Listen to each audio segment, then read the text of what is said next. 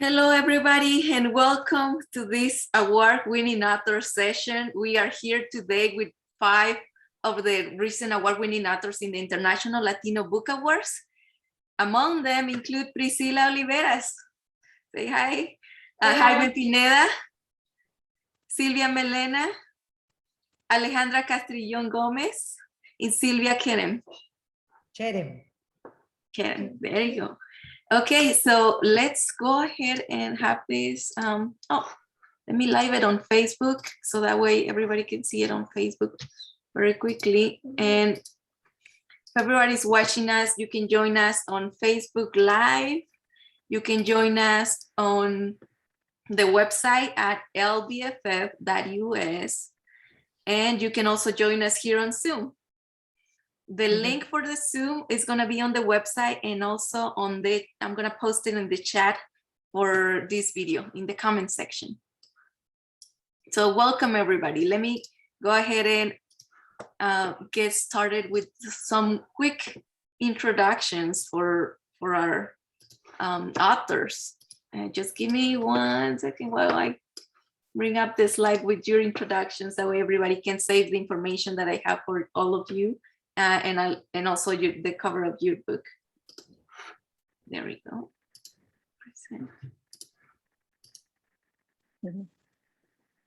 All right. So today we are gonna have each one of the authors to talk about themselves, their story, their experience, their journey. So what is your story and what can we learn from you? Can you tell us a little bit about your book? Let's get started with, let me see. Oh, before we go into that, I wanna say that today we're gonna be also giving away a live, in this live session, a health watch. It's just like it looks in there. So everybody who participates is gonna be part of receiving this gift. We're just gonna email you and we're gonna ship it out to you. All right, so for attendees, I want you to know that later in the session, we're gonna let you join in the conversation. That way you can talk to the authors as well. Let's get started with Priscilla. She's the author of Island Affair. She has written various books, currently a professor at Seton Hill University. Priscilla, you can take it over from here. Sure. Hola, everyone. Thanks so much for joining us, either on Facebook or on the website or wherever you are. I hope wherever you are, you're safe and you're healthy, and so are your loved ones. I'm really excited. This is the first time that I'm a finalist in the awards, and so I'm thrilled to be here and to be meeting all these other authors from all over. So a little bit about myself.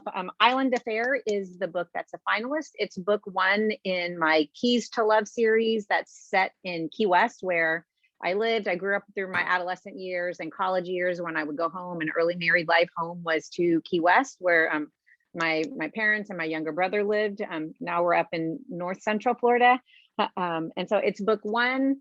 It released last year, 2020, just as we were like in lockdown for the pandemic.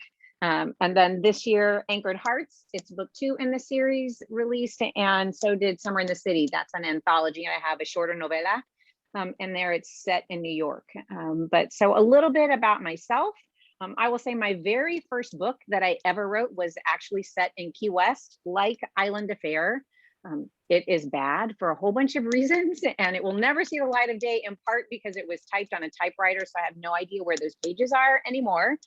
I think the 2 things I would want to say about my writing, and for if there are any wannabe authors out there or people who are thinking about it, or if you're already writing and you're putting your books out there and there's a lot of rejection in our business.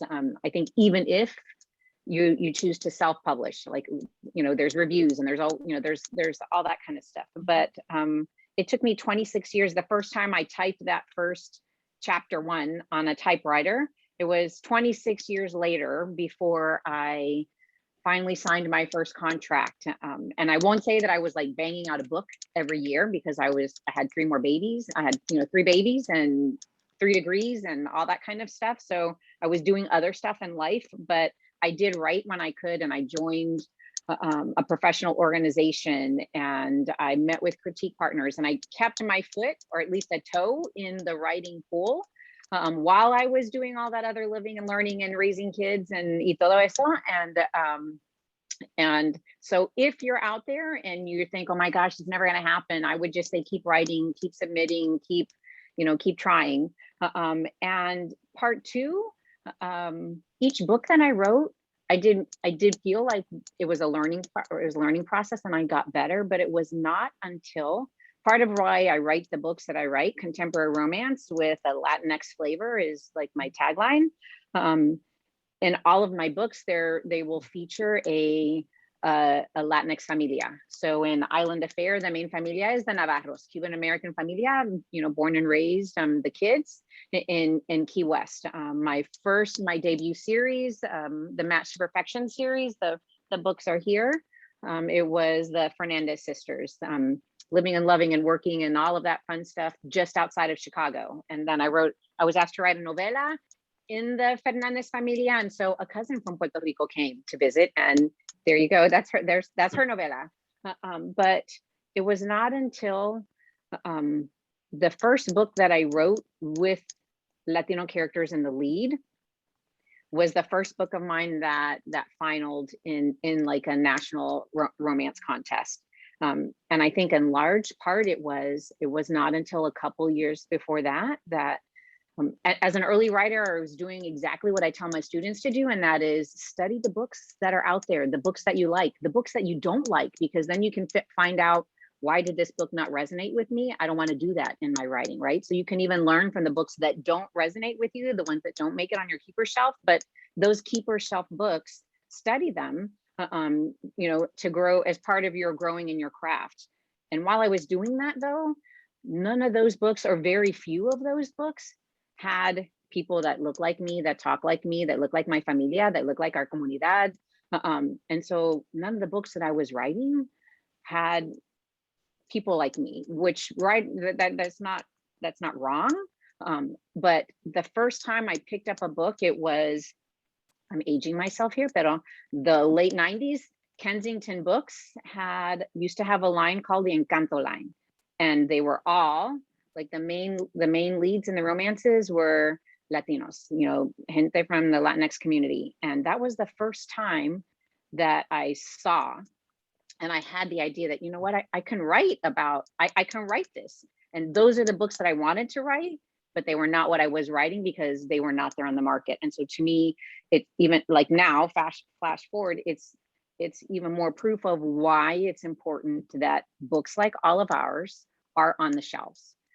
So yes, my early books weren't published because they were bad for different reasons. But I do feel that writing the books that I do now, telling the stories about people like me and my friends, and yes, not all of my books have like Island Affair. Sarah, the heroine, is not Latina. That's just how she came to me in my head, and because not everybody that lives in my world is Latinx, right? That's not reality. And I'm writing a real contemporary world, as real as it can be in the fiction that I write. So to me, the romance genre now has has grown and changed from the 80s and the bodice strippers to depict healthy relationships and show us the value and the importance of surrounding ourselves with people who support you and love you and your partner, like Luis and Sarah in Island Affair, pero también in the people in your close circle. And so why would we not want to see Latinos and African Americans and Black people and all diverse, right? LGBTQ. Why would we not want to see an example of that diversity in the books in a genre that celebrates love and the power of love, and helping us get through the conflicts of life. So a little bit about Island Affair real fast before my 5 minutes are up if I didn't go over. Island Affair is a fake relationship romance, and in Romancelandia we have a lot of tropes, so kind of storylines. And It's about Sarah Vance. She is a social media influencer, and she has just landed in Key West for a vacation with her family. And she's got kind of like a love-hate relationship with, I don't like to use the word hate, but she's got an iffy relationship with her family. They're all doctors, and they don't take her job as seriously. So she knows already it's going to be, like a stressful week, and her on again, off again kind of boyfriend bails on her. Like, she gets a call that he says, "Hey, I'm not coming," and she's already there. And the last thing she wants to do is arrive at the rental home, having been dumped. And she runs into Luis Navarro. He is the second son of the Navarro familia. They're all firefighter paramedics in the Keys and in Key West. And he'll tell you a little bit, but really it's a huge savior complex. He's got Superman complex. He likes to help other people, but he's got some stuff going on in his own life he's not dealing with. And he has just been told that he needs to take like the next 7 days of leave to get his head on straight because of some stuff that has happened. And the last thing he wants to do is spend 7 days thinking about his problem. And he runs into Sarah, who is looking for someone to potentially step in and pretend to be her boyfriend for this week with her family. And so he agrees.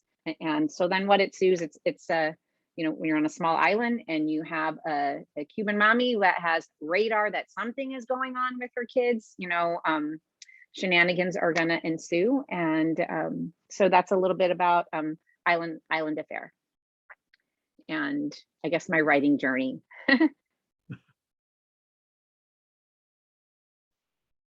I don't know if, Anna, we can't hear you. Do you want me to just pass the ball maybe to Jaime or to someone else? Oh, yeah. Sorry about that.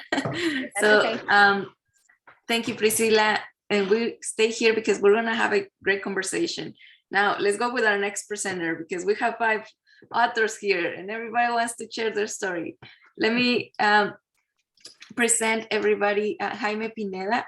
He is a writer and poet and professor of cognitive science and neuroscience at the University of California, San Diego. Jaime, can you share with us a little bit about your story and how did you become a writer?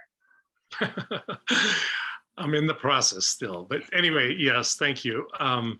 Very excited to be here. First of all, I want to thank Anna and the Empowering Latino Futures for putting this together.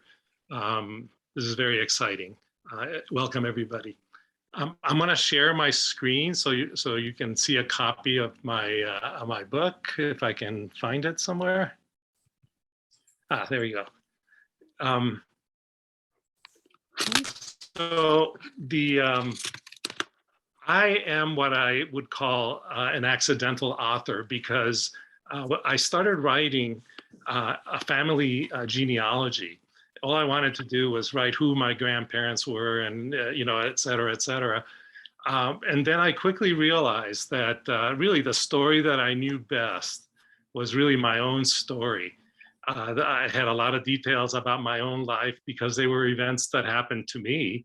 And so the genealogy sort of went off the track, and I focused mainly on my story, my life story, my journey. And so this book is essentially what people would call an autobiography, because the more I got into my story, the more I realized that it was really a universal story about discovering yourself, and that's and so I sort of focused on that aspect of it. I was sent to the U.S. In 1963 at the age of 9 years of age, all by myself. My parents thought that I could get a better education in the U.S. But I think what they didn't realize was sending a 9-year-old all by himself really stripped me of what I would call my identity. You lose your immediate family, you lose your friends, you lose your culture, you lose your language, and you come to a foreign place. And what I soon realized is that I could essentially reinvent myself by telling different stories. And so this idea that what we are, or what I was was mainly the stories that people told and the stories that I told myself over and over was kind of interesting to me. And so the focus of the book is just that. How do we come to know who we really are? And how do we develop the stories that we tell about ourselves, right? Now, I was a very curious young boy. And so I was always asking questions about these kinds of things. And I think this is what led me to get into science, and where you ask questions about everything, right? And I was interested in the brain and the mind, a field called neuroscience, especially because I thought that the brain and the mind were really the wizards behind the curtain about the stories that you create. Those are the things that actually create the stories. And so I wanted to know what these things are. And so I went into neuroscience thinking that it would give me an answer to who creates the stories. And what was unexpected for me was that science didn't quite provide all the answers. And so in my 40s, I became very disappointed about that. And so I entered another phase of my life, which was more seeking more spiritual answers. And so I went into that spiritual path, trying to see if I could find those answers in that realm of experience. And so my story then is about how these two paths that I entered, the science and the spiritual path, how they came to provide answers for me, to make me what I am. And so in a sense, and this is where the title comes from, they helped me to pierce the cloud of the kind of ignorance that I had about who I really was, and to encounter the real me in a sense, right? So the story is what I found, basically. Now, what's interesting is that I have gotten the writer's, it has bitten me, this writer's bug, and so now I want to continue writing, right? I found it exciting and interesting to tell that story, and so I want to tell other stories as well. So that's my story.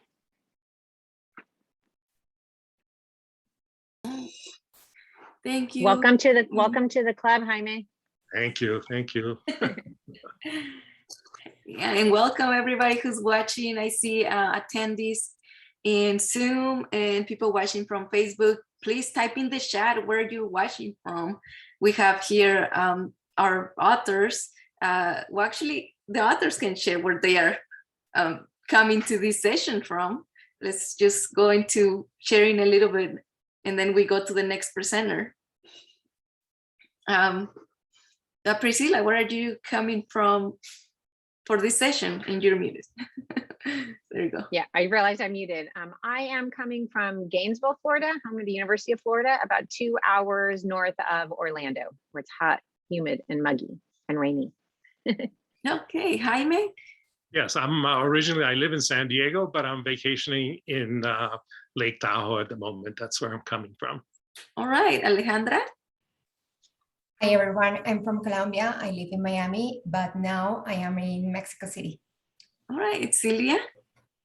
I was born in Los Angeles, raised in San Diego, and coming to you from San Diego. And Jaime, I'm close to the border. I'm in South County. All right, and Sylvia? Oh, you're muted. Yeah, I am from Mexico City, and I'm now in the beach, but I live all the time in Mexico City. All right, welcome everybody. Now let's get to the next presenter before we can let our attendees join the conversation. Okay, our next presenter is Alexandra Castrillón Gómez. Ella ha vivido en Medellín, Bogotá, Bilbao, Ciudad de México, y Miami, different areas, and she speaks Spanish. You're welcome to present your session in Spanish or English for our audience. Now, let me give you control. There you go, Alejandra. Thank you, Ana. Thank you, everyone. And bueno, hola a todos. Voy a hablarles sobre mi trabajo en español.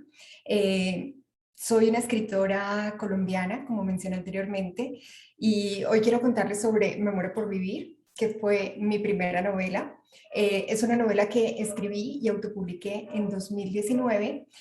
y que combina 3 temas: los viajes, la enfermedad y el amor. Esta es una historia de ficción literaria contemporánea en la que una pareja se encuentra ante una gran decisión. A ella le diagnostican una enfermedad degenerativa y poco común y le pide a su esposo que cumpla su sueño de viajar alrededor del mundo. Así que él se va de viaje durante un año para cumplirle el sueño a ella, que se queda en Medellín, en Colombia. Y durante este año la enfermedad de ella evoluciona, él aprende muchísimas cosas sobre sí mismo, descubre su verdadera identidad y la relación, por supuesto, se transforma debido al tiempo y la distancia. Esta novela está basada en mis viajes alrededor del mundo. He tenido la oportunidad de hacer 2 viajes de larga duración en 2011 y en 2017 y está ambientado principalmente en el sur de África y en el sudeste asiático. En Me muero por vivir, los lectores encuentran una historia de resiliencia, dado la enfermedad que tiene la protagonista, pero también un mensaje muy profundo acerca de qué es lo que realmente nos motiva a seguir adelante en la vida, cómo percibimos el amor y qué estamos dispuestos a hacer cuando estamos enamorados. Para mí, la premisa de este libro es: creo en el amor que todo lo puede, y aunque hay mucho amor, es una historia principalmente sobre el espíritu humano y sobre todo lo que podemos lograr. Gracias al éxito de este libro, que publiqué en 2019, decidí a partir de 2020 dejar mi carrera en marketing, un área en la que había trabajado durante más de 20 años, y publiqué posteriormente 2 novelas más detrás de mi nombre y entre redes, en las que de nuevo están presentes los viajes como una temática muy transversal en mis libros, el amor, visto desde un punto de vista contemporáneo, un poco como lo mencionaba Priscilla antes. El amor hoy en día tiene tantos matices que nos da la oportunidad no solo de verlo desde el romance clásico, sino desde todas las opciones y posibilidades que nos ofrece la vida actualmente. Y siempre hay esa temática también de la búsqueda de la identidad en diferentes momentos, situaciones, etapas de la vida. Para mí, escribir es vivir mi propósito, que es unir el mundo a través de mis historias.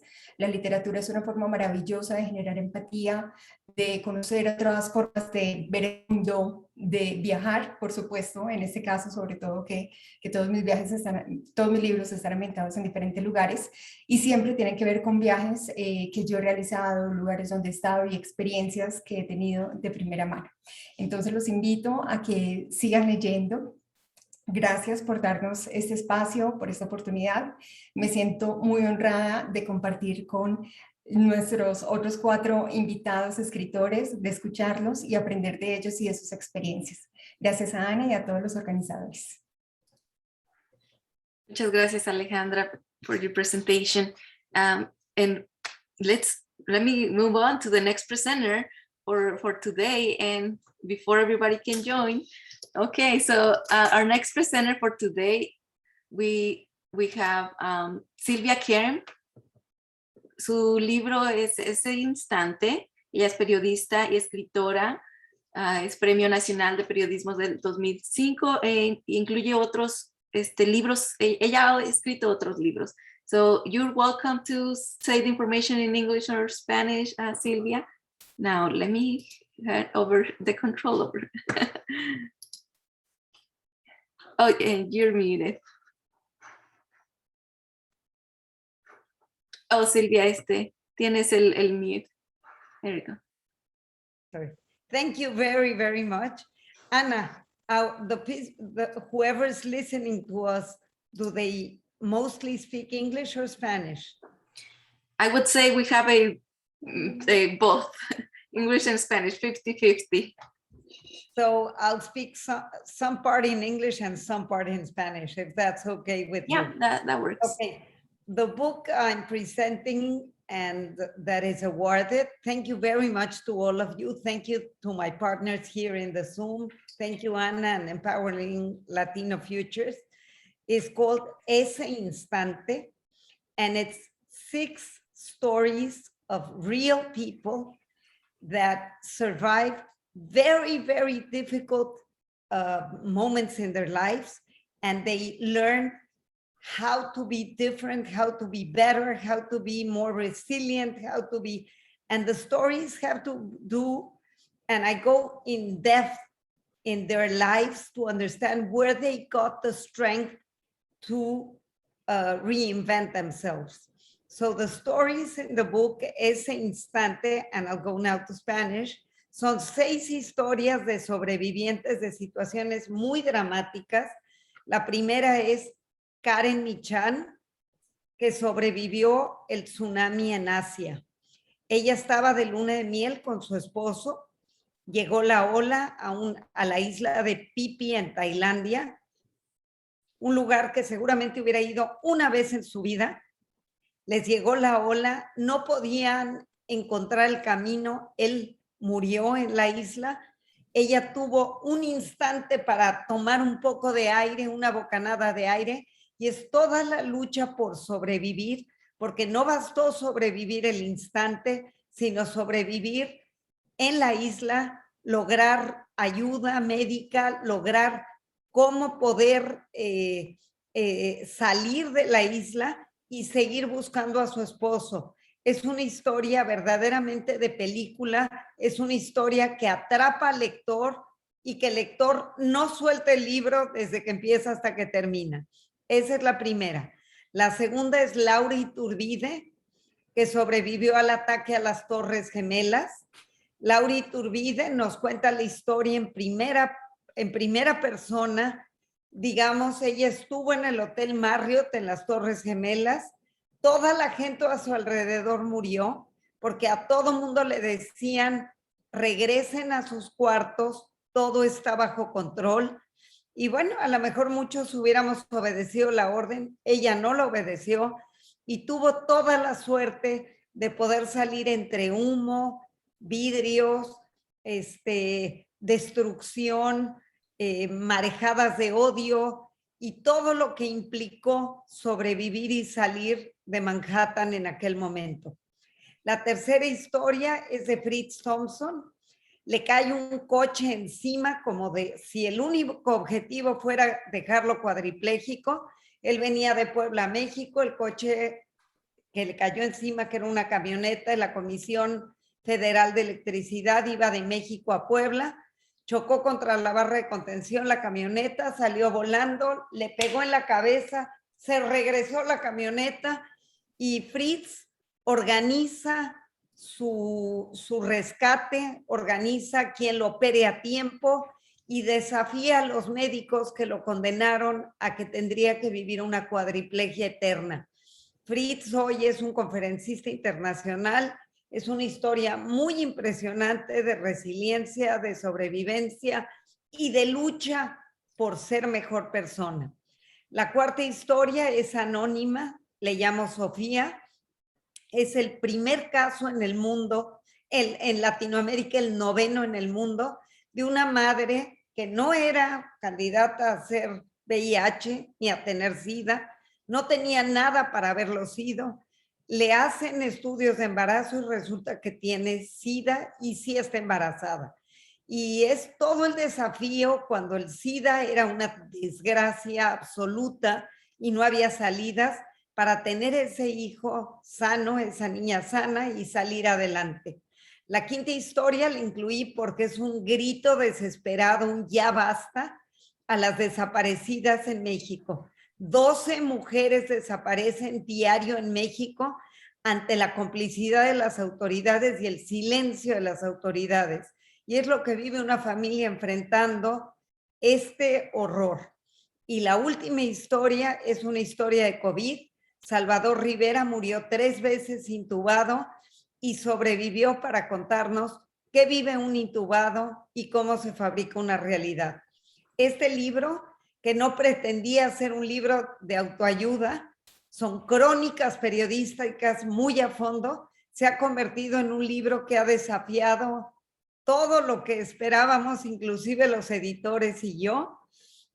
Lleva 3 meses, 4 en el mercado, van 5 reediciones y bueno, este enorme gozo de saber que está de finalista en los International Latino Book Awards Y lo que más quisiera es ver este libro traducido pronto al inglés y verlo traducido y divulgándose como se ha divulgado en México, que apenas salió del cascarón. Y bueno, agradezco muchísimo. Espero, I want this book to be translated to English. 6 very, very, very dramatic and interesting stories that can really trigger hope for everyone. So thank you very much to the International Latino Book Awards, and I hope you read it. Ese instante, that instant that can change anyone's life.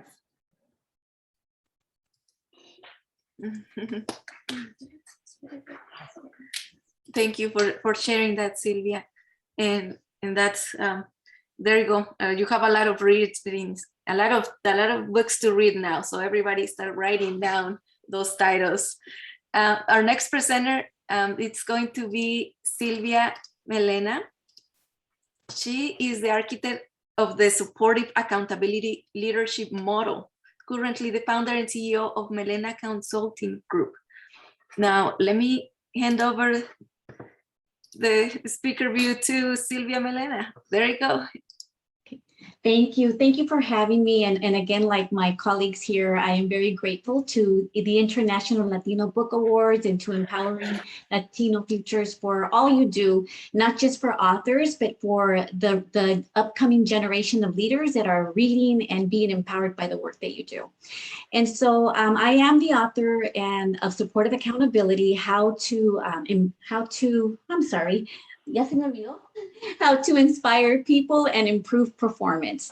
And so my journey is a little bit different in that when I started to write, it wasn't that I wanted to be an author or a writer. I used to love to read as a child. Since I was 5, 6, and 7, when my fellow children in the neighborhood were out playing, riding their bikes, I loved to read. I wanted to go to the library. I grew up in a low-income neighborhood, so my parents didn't have a lot of money, but I had a neighbor who had money, and she had the Old World Book Encyclopedia. So I would rush to her house, borrow the encyclopedias from A, and by the time I got to D, she said, call your parents, take the encyclopedia home because you're using it more. So I love to read. And I always love to read, not fiction, but nonfiction. I love to learn. And so the D was all about dogs and different things. So fast forward to where I am today. I spent about 26 years in health and human services, everything from being a social worker through being in administration, managing offices, divisions, sections, from line worker to senior leadership roles. And so really my background is in management and leadership. And I found out early that I love leadership, not because you're leading or because you're in control or in charge, but because being a leader to me is serving others, is really looking at the people that you have been hired to serve and how you can lead them the best and what you can do to empower them and to support them so that they can shine and be their best. And if you're a great leader, people will surpass you. I had so many people under my supervision that became executives, managers, and really vice presidents, started their own companies, and that was satisfying to me. So I went ahead and got my master's in leadership and organizational studies late in the game. I graduated when I was 50, so I'm past 50 now, closer to 60. And I did it not because I wanted to advance or because I wanted a return on investment. I truly did it because I love to read and learn. And that has been a theme throughout my life. And so I graduated. Then I decided what's next. Still working full-time in health and human services, I decided to start a company. So I quickly, and I'm a woman of action. When I decide to do something that isn't, let me plan, I do plan, I am a planner, but it's let's get the action going. So I hired an attorney, incorporated my company, but here's the trick, without any business plan. So I had no path of how to go forward. Still working. And then I said, okay, so now I have this business. I don't know how to market it. Let me start seeing what the big leadership gurus are doing, because leadership is a very competitive space.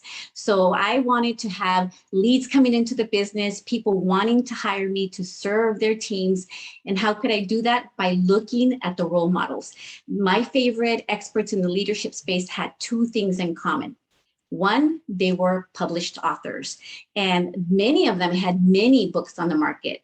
And then the second thing they had in common, when I listened to them or read about them, the recommendation that they gave the upcoming leadership and management development companies is, if you want to gain business, you need to have authority.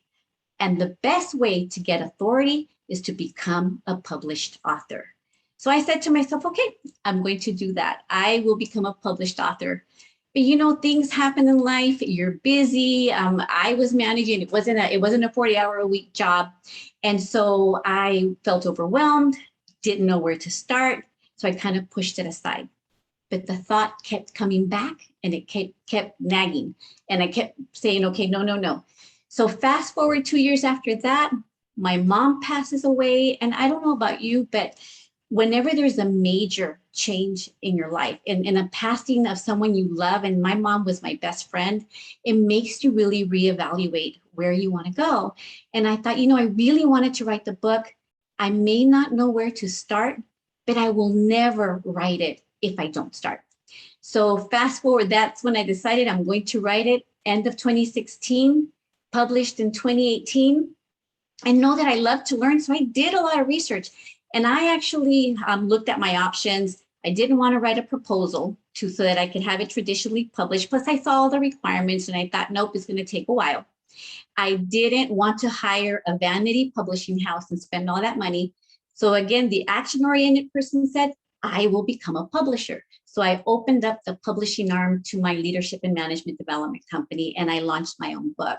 That said, I applied to 3 awards. I was recognized in all 3 of them. One of them is the International Latino Book Awards that I did receive in 2019. And then I decided to, and I had a marketing plan.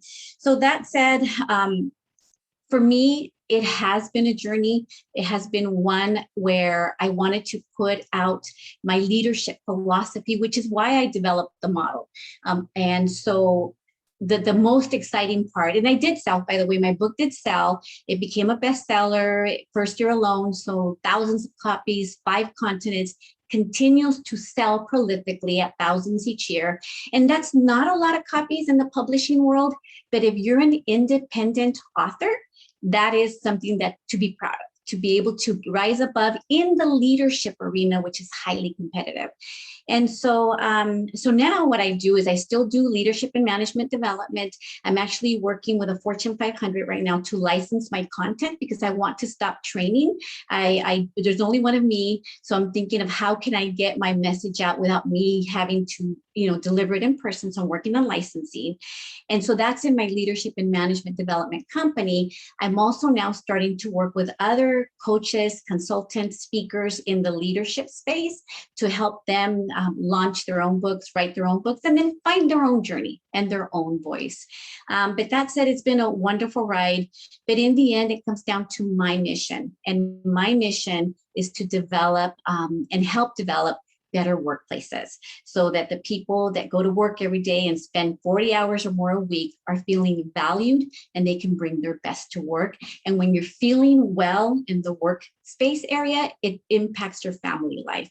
And so that's my mission. And I do it through my training services and now through the helping other authors in the same space achieve their own dreams. And again, thank you so much. All right, everyone. So thank you, Sylvia, for your presentation here. And actually, everybody who's watching right now, please type in the chat where you're watching this presentation from. We have a wide variety of different places here represented. Now, also, we're gonna let everybody who's on Zoom, we're gonna let them in to talk to the authors. So just stay heads up. If you don't want to have your video on, it's okay, you can turn it off. And if you're watching us on Facebook and you want to be part of this presentation right now, you can also click the Zoom link. It's also in the chat on the Zoom comments. All right, on the Zoom and Facebook comments. Anything from anybody right now from the authors that wants to add or comment? Anna, if someone types a question in Facebook, you can see it because it won't show up here, but you can see it and then just ask it to us. Yes. Awesome. And so I just want to say something that was, as I was listening to my colleagues speak, Priscilla, I believe it was you that said, read books in your genre. And I can say that, I say that works in any genre that you're reading, is really knowing your niche, knowing the market that you're writing in. And that's what I heard from all of you, is that you're passionate in what you're doing. So that's one of the keys to your success. And the other thing is that you're avid readers in your genre. So that I just wanted to hone in on that nugget of gold that you gave, Priscilla. All right. Yes. So we have, there you go. We have various of attendees and participants right now joining in. Does anybody have any questions? Please type in the chat or talk to the authors. Let me see. Can we view?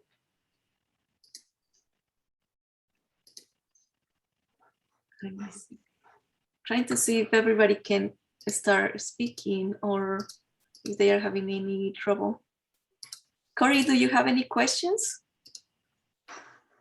There you go. Alma? Yes, I'm sorry. Yes, first of all, I want to congratulate all the authors. I can't wait to start reading those books. Every book sounds so interesting, and I'm glad to be part of this. My question is, after the last meeting that we had, or the one that we had on Friday, almost 2 weeks ago, did anybody started like a group where we can all interact and communicate our experiences? Did anybody do that? Does anybody know if something like that happened?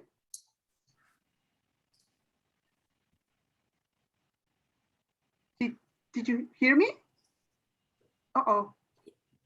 I heard the Yes. question. I'm not sure. I don't have the answer, so that's why I'm not saying anything. I thought that might be an Anna. That might be an Anna or someone, you know, is part of the organizers. So basically, Anna, you're wondering if there's a group somewhere on Facebook or somewhere else for those of you who maybe are reading the books and want to discuss the books, kind of like a book club, but of all of the award finalists. Is that what you're asking? That's correct. Yes. Okay. Currently, Anna, do you know? Currently, these sessions are one of those ways that we have the interactions with the authors. We don't have let's say like a Facebook group where you can talk to the authors and many authors join. That could be something to bring up later on. We're trying to build up an author committee. That way the authors themselves can help us develop this type of groups and community groups for discussions and talk about books or book clubs. There's a lot of organizations with book clubs. One of those is one of our partners, Las Comadres para las Américas, the national club. They have their national club on their side, and so they do a lot of discussions for that. Let me see. Anna, in the Facebook group, could someone start like a thread of, like, I'll use my book, for example, but, you know, like an island affair, you know, Yes. thread, and people could ask questions there, or they could discuss the book there. So each, you know, anybody who wanted to start a thread, I'd probably put spoilers at the top if you're going to have spoilers, right? So that if that bothers, you know, but maybe that, I don't know, that could be a way. This is me just brainstorming here to help Alma. That's the helper in Let's see. me. But that could be a way in the Facebook group if there were a thread like for a book. That's something to consider. Oh. Okay. Jenny, you do well. Thank you, Priscilla, for your input on that. And Jenny, you have a question? Oh, you're muted. Okay. I do. Yeah, that's actually, Priscilla, a good idea. Actually, for some people, I guess maybe just a little bit more planning because it's the first time it's brought up. But yeah, I would be happy to join if it happens. Yeah, I actually just wanted to say a couple comments and questions too. I listened to all of you, and it's great books. Everything sounds amazing. Um, well, starting with Jaime, I guess. So it was a wonderful story. Like, wow, you live your life. I mean, qué impresionante vida viviste. I came to the U.S. when I was 13, and I was with my family and everyone, and it was hard for me to go through the process. You coming alone at 9, that I cannot even imagine how that would have been. So thank you so much for sharing with your book, your story. And it's impressive to know that you're also a teacher and you're doing all these things, and to know, the background of your story. It's amazing, and it can inspire a lot of people. So thank you so much for that. So that's just something I wanted to say. And I'm also into science. So good. All right. And then from Alejandra Castrillón, I was taking notes during your presentation so I wouldn't forget. So for me, I guess my question was more into, you mentioned that you were into marketing, and then now you kind of became a full-time author. Yes, I did. Yeah, so for me, that was my question. How do you do that? Because it sounds to me like most of you authors have your job and your regular life, but then you're doing writing on the side. So, moving from that, how was that? Well, I was really afraid of this change in my life because I was thinking like, okay, I know how to do my job, but being a writer is something really different. The first thing I did is that I had this conversation with my husband, and both of us, we agreed that if I have more time, I can do something even bigger. So after having my first book and seeing all the good results, I was thinking like, okay, I did that in the afternoon, after work, or in the weekends, or while traveling for my job. What if I have like a full-time job writing? So that was like the most important part, having my husband in my side. And then I took a lot of courses. I studied a lot. I did some research, and I am studying every day. So I think that if you want to do something, you really need to be like supported by your family, your friends, and everyone around you. And I feel that doing this is like really doing the things that I love. So I don't know, it's a process, as Jaime said. Mm-hmm. Yeah, I can see that. Thank you. You're muted, Jaime.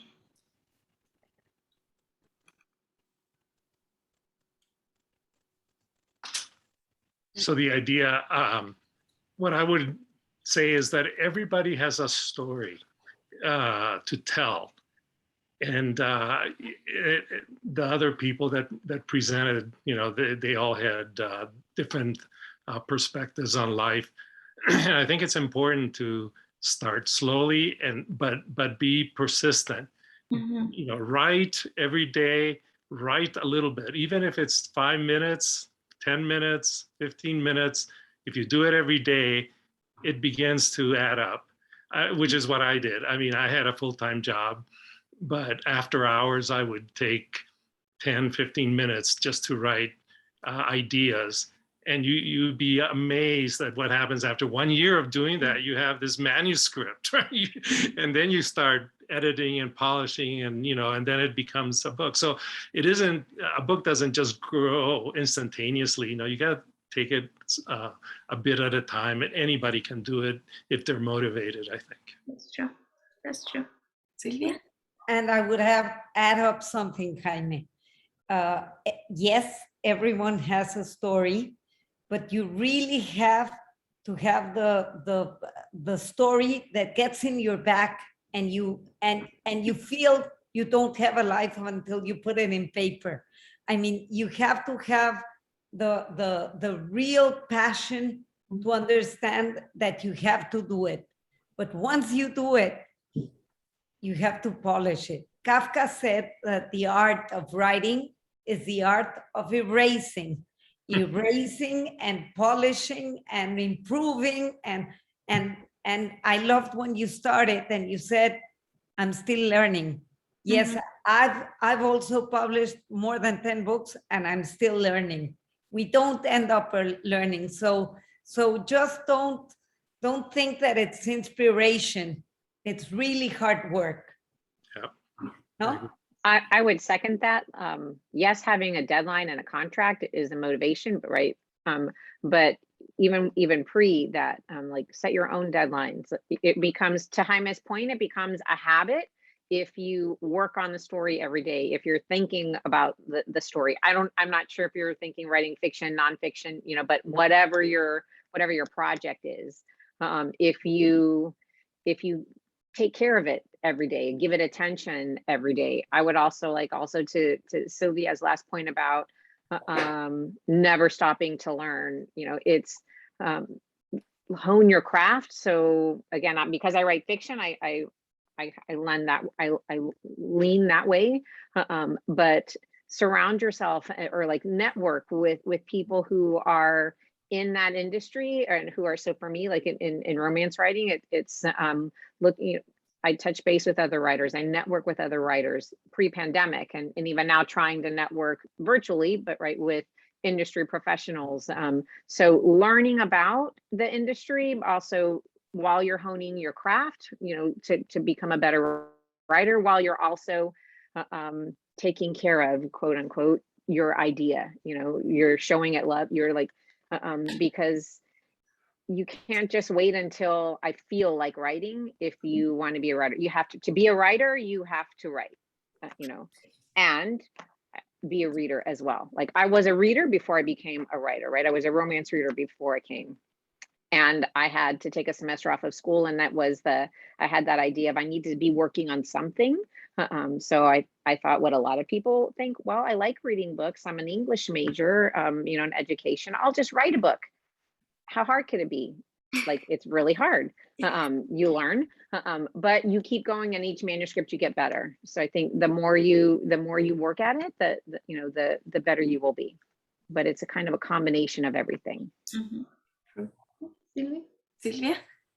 And then the other thing I like to share is, and to add, and everything everyone said spot on, is making that time for me, Jaime. It was at 4 o'clock in the morning was my quiet time. Everyone was asleep. I had 30 minutes every day, and it did take me a year to write my very messy first draft. So that leads me to my point that I'd like to make is when you write, don't self-edit. At that point, just pour out your heart onto the page. So the brain, and Jaime, you probably attest to this because of your neuroscience background, you have an editing side and you have a writing side, the creative side. So, and nonfiction, even though it's not fiction, there's still creativity that's needed for nonfiction. I don't want to read a boring business book. So even though I am teaching a very how-to step-by-step, and it's employee performance management, I do get into the discipline process, not to have a stick, but to lift people up. You still want to entertain, even in nonfiction. So there is stories that are woven in, and that I had to try to be as creative as possible, but not self-edit, because if you spend time self-editing, for me, I was getting stuck.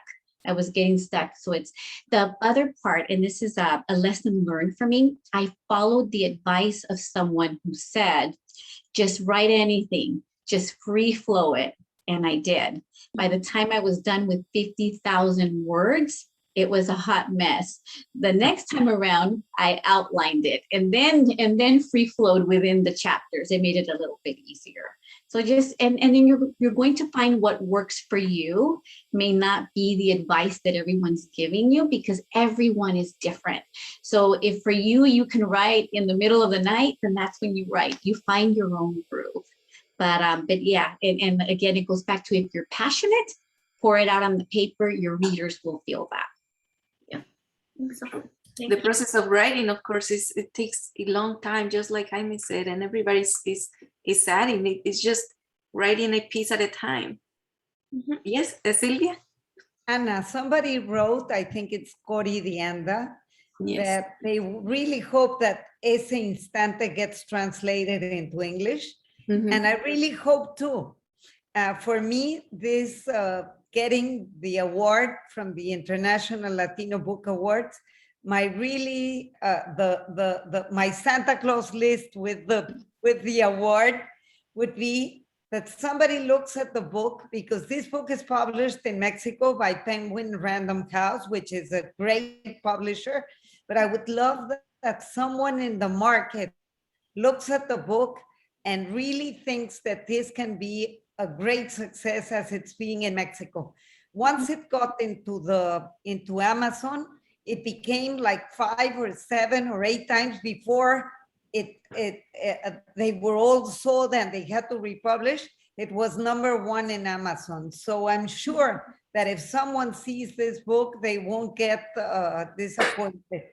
It's going to be a great business for everyone and a great book to get to the heart of anyone that understands life.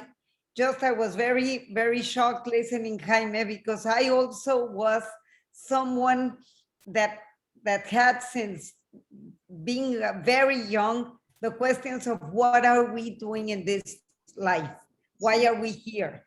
And the answers, as you said, don't come from science, don't come from spirituality. They don't come from anywhere. We have to answer our own things. And when I was writing these 6 stories of people that survived very, very dramatic things, tsunami, the World Trade Center, AIDS,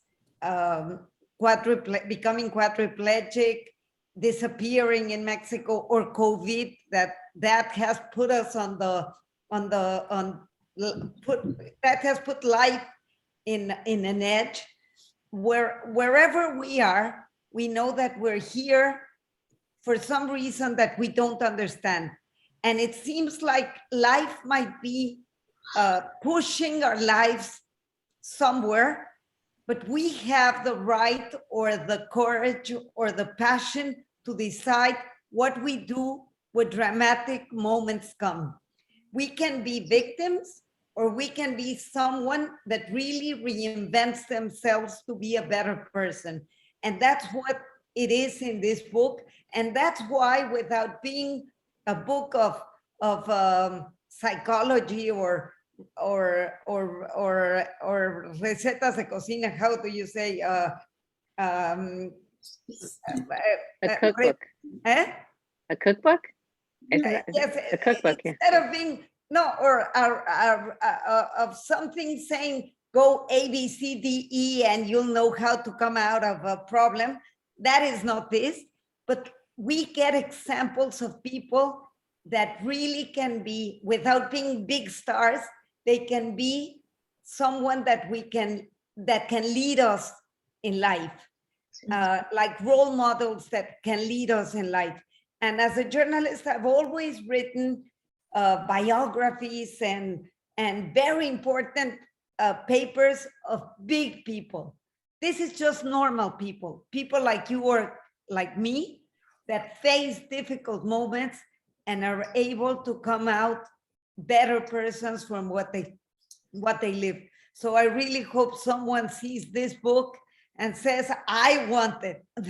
That's my Santa Claus list now. Yo quisiera hacer nomás un comentario a ti, Silvia. De hecho, eso cubre la pregunta que te tenía, porque si era a esas personas que tienen esa historia que compartir y que pues gracias a libros como el tuyo pues pueden hacerlo. Entonces, para mí, mi pregunta es como todas estas personas que tienen una gran historia, ¿cómo llegas tú como periodista y ahora como escritora a decirles, hay que escribir tu historia, tienes que compartirla? Well, that's what I did, Jenny. That's exactly what I did. Gente que tenía una historia, yo fui a tocar su puerta y les dije, hay que contarla, y creo que me han tenido confianza, nos hemos vuelto amigos, nos hemos vuelto cercanos y nos hemos tocado el corazón.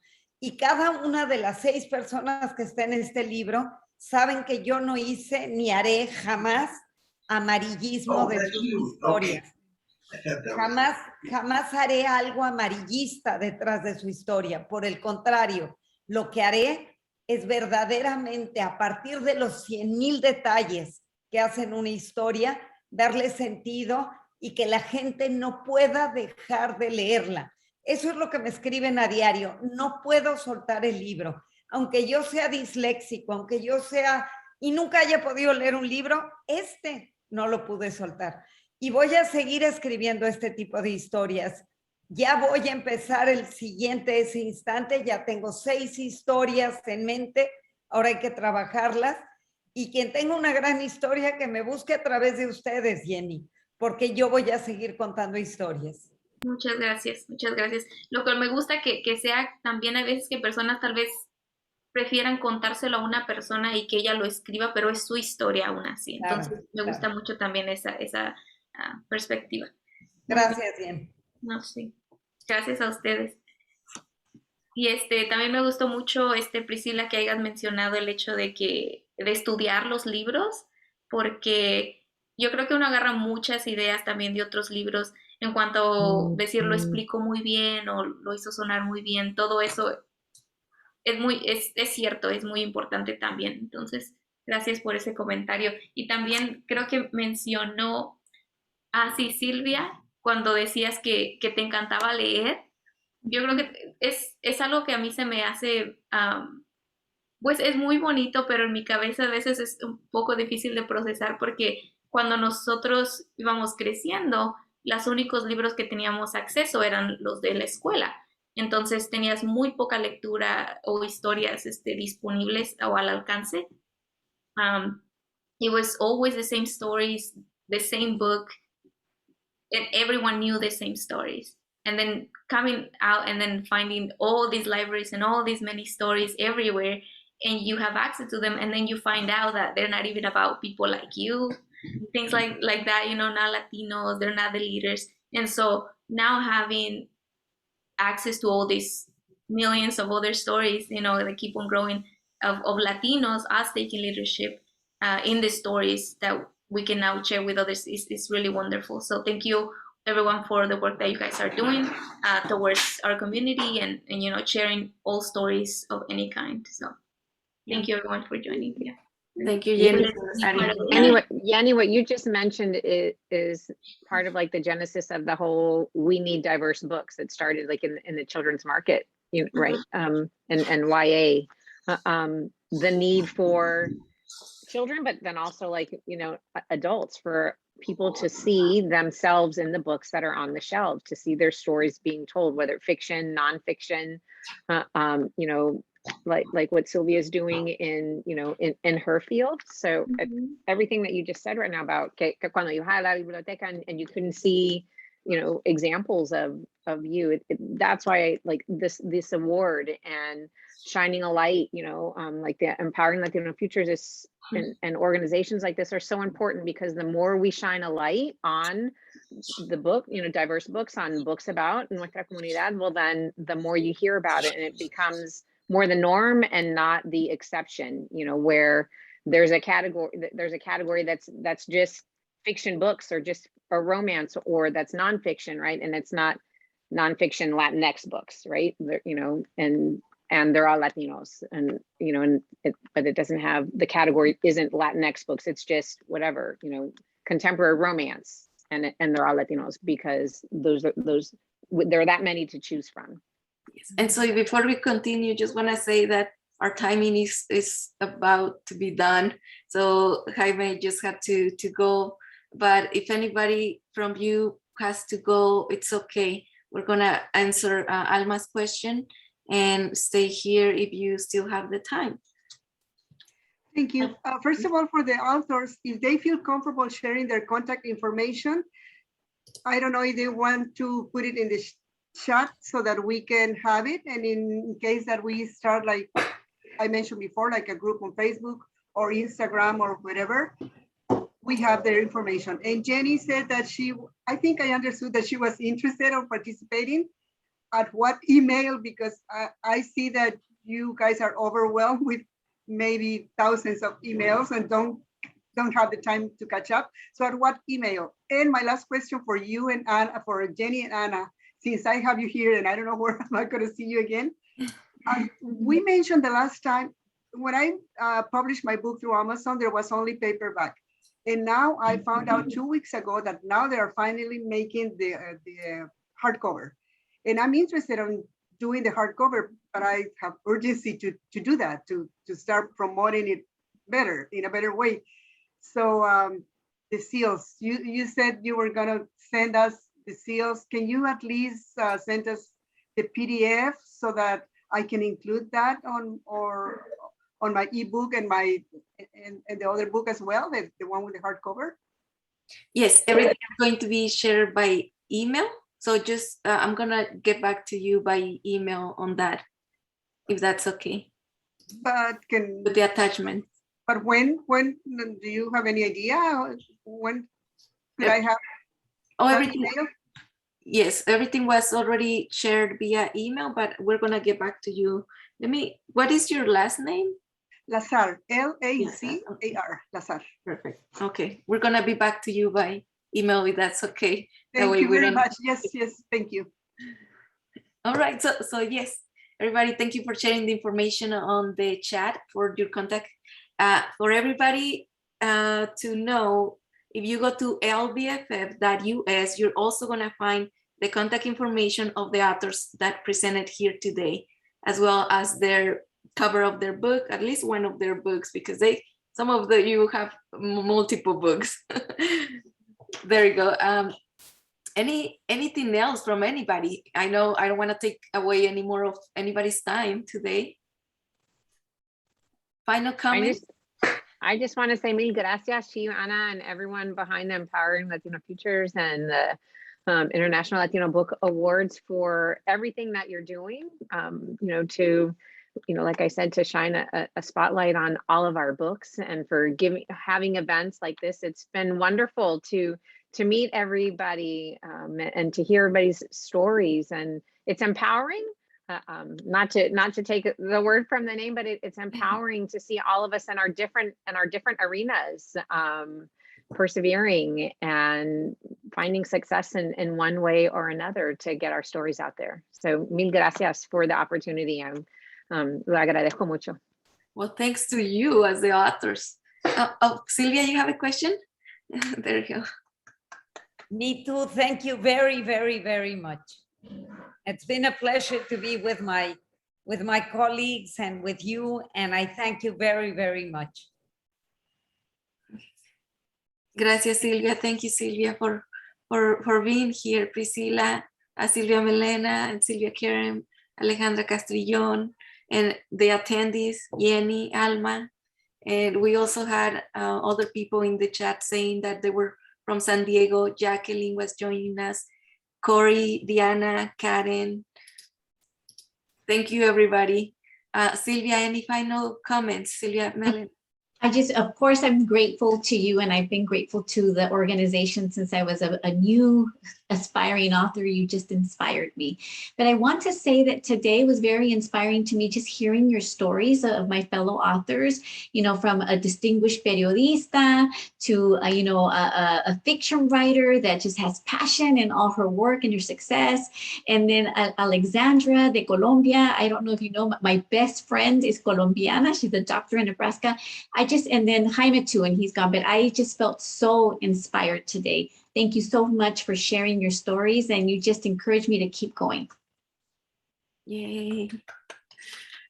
Alejandra, any final thoughts? Yes, just thank you, everyone, and especially for those who are going to be watching this afterwards. Feel free to contact us. At least for me, it's really exciting to be in touch with the readers, to ask their questions, and to share my journey. So thank you again for being here, for the organizers, and for every other author. Thank you so much. All right.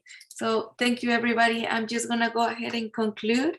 There is a health watch being raffled, and I actually have it here. So this is the health watch. And so for those who ask questions, including Jenny and Alma, and people in the chat, then everybody's gonna be entering to the raffle, and then we're gonna, well, in this case, it's just both of you that ask questions, I believe, live. Therefore, I have your contact information already. It's gonna be between you two. All right. Once again, let me go ahead and conclude our session. I was very happy to be here with all of you. I am very happy to meet you in, well, not in person, but virtually. Virtually in person. Now, I've been working here for the organization, and this is the best part. This is the best part, to see your faces, to meet you, to hear your stories, to see your books and how you got to the place where you are. Thank you for your stories. Thank you for sharing everything that you shared with us today. And I hope that our attendees learned something from each one of the authors that were here with us today. If you have questions, we're gonna archive everything at lbff.us. And at this point, I'm gonna go ahead and close this session. Thank you, everybody, and have a nice rest of the day. Before I forget, everybody, Sure. There's gonna be a second session today at 2 p.m. So, and you are all invited. Everyone that's here, it's invited to just be part of the attendees if you want. Just ask them questions, learn from other authors too. All right. So we hope to continue providing this educational space for everybody. Esperamos seguir proveyendo este espacio para todos ustedes. Gracias a los que ayudan contribuyendo para que este evento sea posible. Thank you to all the supporters, because thanks to your support, that's how we make this event possible. We are accepting donations to continue offering these sessions. We are running out of funds for the festival, therefore we're just gonna have limited sessions this year. But you're welcome to make a small donation if you like at our website, lbff.us. And please follow us on Facebook, because more sessions are coming up at Latino Book and Family Festivals, or LBFFs. And that's all I got for everybody. Bye. Adios.